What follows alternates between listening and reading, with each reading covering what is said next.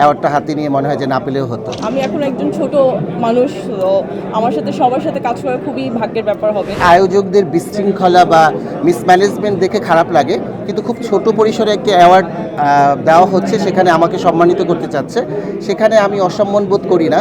কিন্তু যখন দেখি মিসম্যানেজমেন্ট, ডিসিপ্লিন, আপনারা বলছেন যাদেরকে দিচ্ছে সেই মানুষগুলোকে আমরা চিনি না, জানি না, বা তাদের কি অবদান সাংস্কৃতিক অঙ্গনের ক্ষেত্রে, তখন আসলে অবশ্যই অ্যাওয়ার্ডটা হাতে নিয়ে মনে হয় যে না পেলেও হতো। ব্যাঙের ছাতার মতো অনেক অ্যাওয়ার্ডের প্রোগ্রাম হচ্ছে, আমার মনে হয় যেগুলোকে যথার্থ যদি সেটাকে আসলে কোনো ভিত্তি না থাকে, তাহলে আমার মনে হয় সেটা বন্ধ হয়ে গেছে। আমরা মডেল যেহেতু, আমরা নিজেদেরকে সবসময় চেঞ্জ করি, একটু চেঞ্জের মধ্যে থাকতে ভালো লাগে।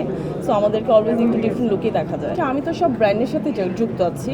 সো ঈদের যেগুলো ব্র্যান্ডের কাজগুলো হচ্ছে, সো আমরা কাজগুলো ওখানেই আপনারা দেখতে পাবেন ব্র্যান্ডের সাথে। অফার তো পাওয়াই যায়, বাট আমার এই জায়গাটা খুবই পছন্দের, ফ্যাশনের জায়গাটা। সো আমি এইটার প্যাশন নিয়ে কাজ করতে খুবই পছন্দ করি। সো আমার কাছে আমার এই ইন্ডাস্ট্রির মধ্যে আমার ফ্যাশন জায়গাটা খুবই ভালো লাগে কাজ করতে। সো আমি এই জন্য অন্য জায়গায় মুভ করার চিন্তা করছি না। আবার আমি এখন একজন ছোট মানুষ, তো আমার সাথে সবার সাথে কাজ করা খুবই ভাগ্যের ব্যাপার হবে। তো আমি চাই যে সবার সাথে আমার কাজ হোক, সবার সাথে একটা ভালো সম্পর্ক হোক।